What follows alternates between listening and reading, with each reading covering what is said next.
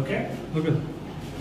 ఇవాళ ఉదయం లేవగానే ఒక వింత ట్వీట్ మన మాజీ ముఖ్యమంత్రి వాళ్ళు చూసిన ట్వీట్ చేశారు.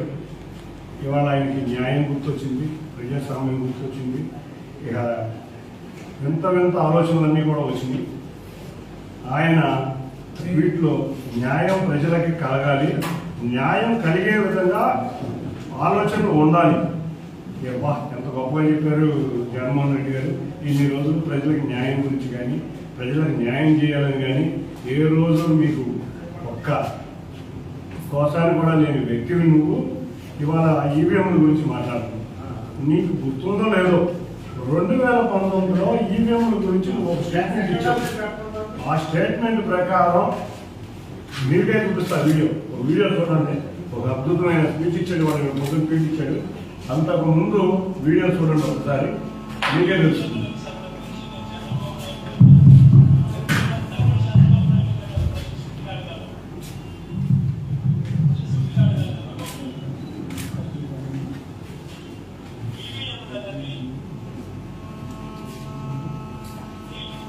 ఫోన్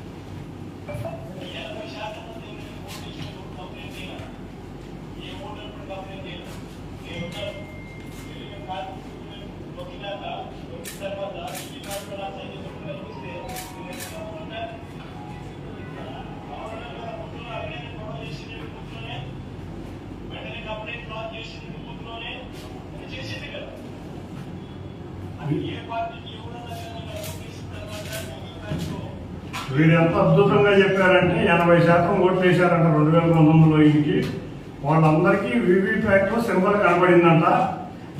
కనపడినాక వాళ్ళు సైకిల్కి ఓటేస్తే వేరే సింబల్ కనపడితే అక్కడ కంప్లైంట్ చేసేవాడు. కాబట్టి బ్రహ్మాండంగా పనిచేస్తున్నాయి వీవీప్యాట్లు అని 2019లో వీరు చెప్పిన ఒక వీడియో.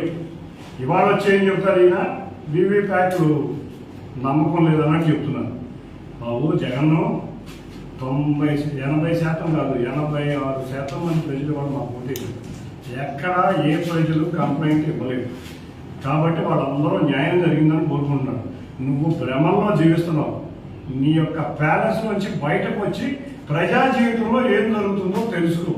ఏనైనా నువ్వు బయటకు వచ్చి ప్రజా జీవితంలో ఏం జరుగుతుందో తెలుసుకోకపోతే నువ్వు ప్రజా జీవితంలో కూడా మిగలవు. నీ పార్టీ కానీ, నువ్వు కానీ, మీ నాయకులు కానీ మిగలవు.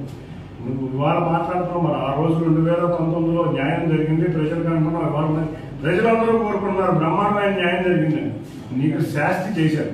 నువ్వు ప్రజా జీవితంలో ఏం జరుగుతుందో నీకు తెలియదు. కాబట్టి ఇవాళ ప్రజలందరూ నిన్ను తగిన బుద్ధి చెప్పి ప్రతిపక్ష హోదా కూడా లేని విధంగా నీకు బుద్ధి చెప్పారు.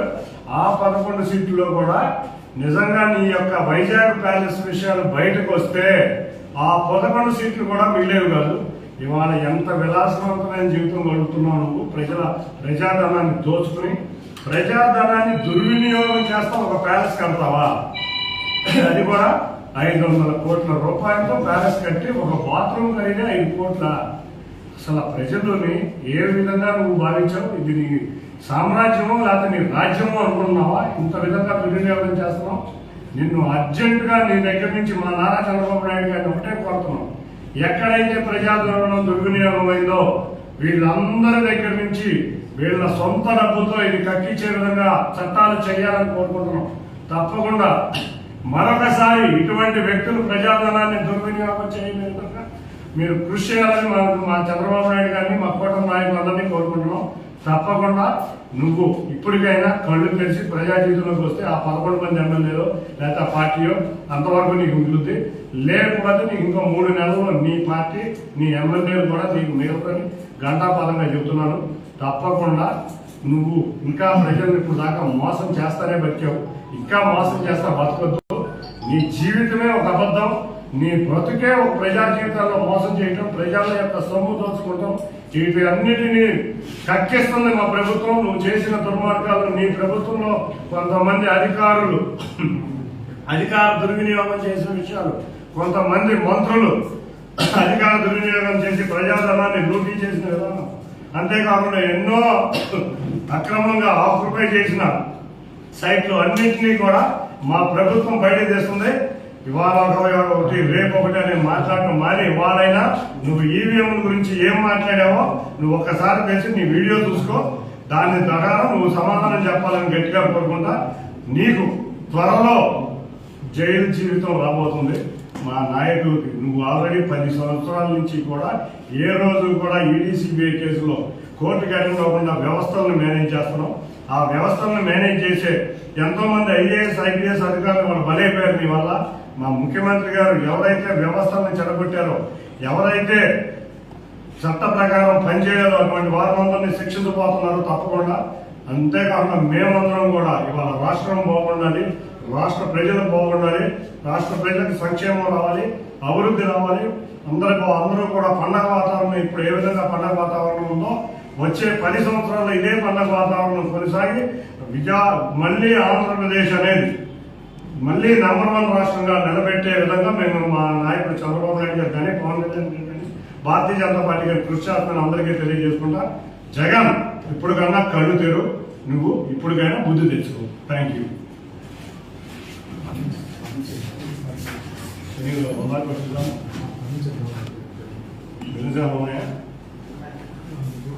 ఇంకొక విషయం, ఆల్రెడీ వైజాగ్ ప్యాలెస్ లో చూసాం. ఇవాళ విజయవాడలో ఫర్నిచర్ ఎన్ని వేల కోట్లు, దాదాపు 500 కోట్లు ఫర్నిచర్ అంటున్నారు. అది ఫర్నిచర్ దొంగని జనాలు అందరూ అంటున్నారు. తప్పకుండా ఫర్నిచర్ నువ్వు కోడెల శివప్రసాద్ గారిని నిర్దాక్షిణ్యంగా ఏమీ లేని విధంగా సమయంలో కూడా నువ్వు దొంగ కేసులతో చిత్రీకరించావు. నువ్వు వాళ్ళ ఫర్నిచర్ అంతా నీ ఇంట్లో పెట్టుకుని ఒక ఫర్నిచర్ దొంగ నువ్వు. తప్పకుండా వాటిని గవర్నమెంట్ హ్యాండ్ ఓవర్ చేయి. ఇప్పటికైనా హ్యాండ్ ఓవర్ చేసి బుద్ధి తెచ్చుకో.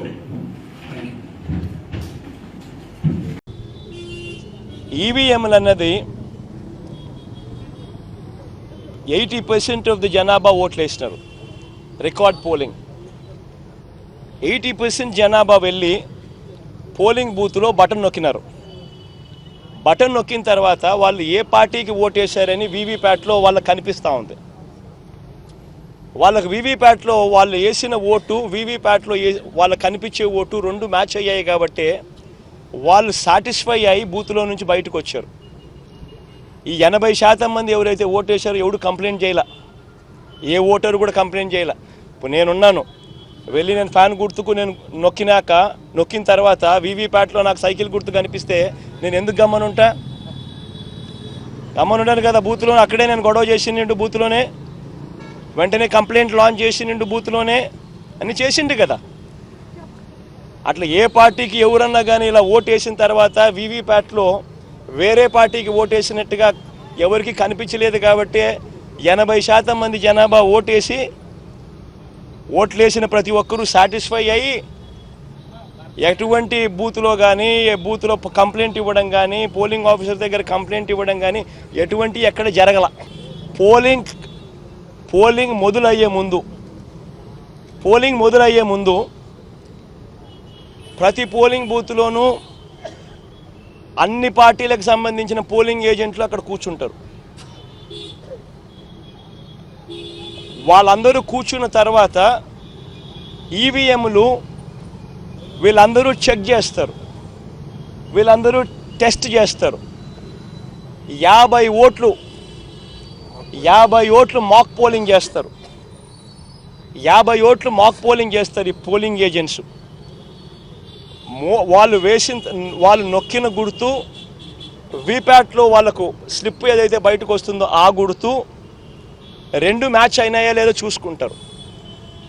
చూసుకున్న తర్వాత వీళ్ళు సంతకాలు పెడతారు, పోలింగ్ ఏజెంట్ సంతకాలు పెడతారు. మేము వెరిఫై చేసినాము, 50 ఓట్లు ఒక్కొక్కరు 50 ఓట్లు వెరిఫై చేసినాము, ఈవీఎంలు బాగా పనిచేస్తూ ఉన్నాయి అని సంతకాలు పెడతారు.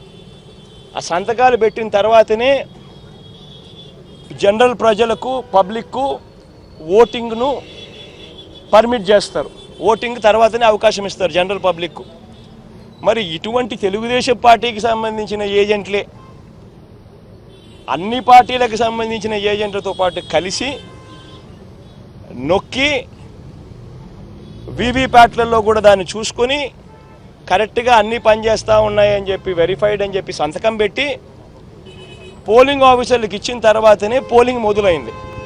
మరి ఏ రకంగా చెప్తారు ఈ రకంగా ఈవీఎంలు అది జరిగాయి, ఈవీఎంలు ఇది జరిగాయి, ఇదే ఈవీఎంలు ఇదే వీవీప్యాట్, ఆయనకు అనుకూలంగా తీర్పు వస్తే ఏమలా అన్నీ బాగున్నాయి, వీవీప్యాట్లు బ్రహ్మాండంగా ఉన్నాయి, ఈవీఎంలు బ్రహ్మాండంగా ఉన్నాయి. ప్రజలు తనను వ్యతిరేకంగా ఓటు వేస్తున్నారు అని చెప్పి తెలిసి ప్రజల గాలి తన వైపు లేదు అని తెలుసుకొని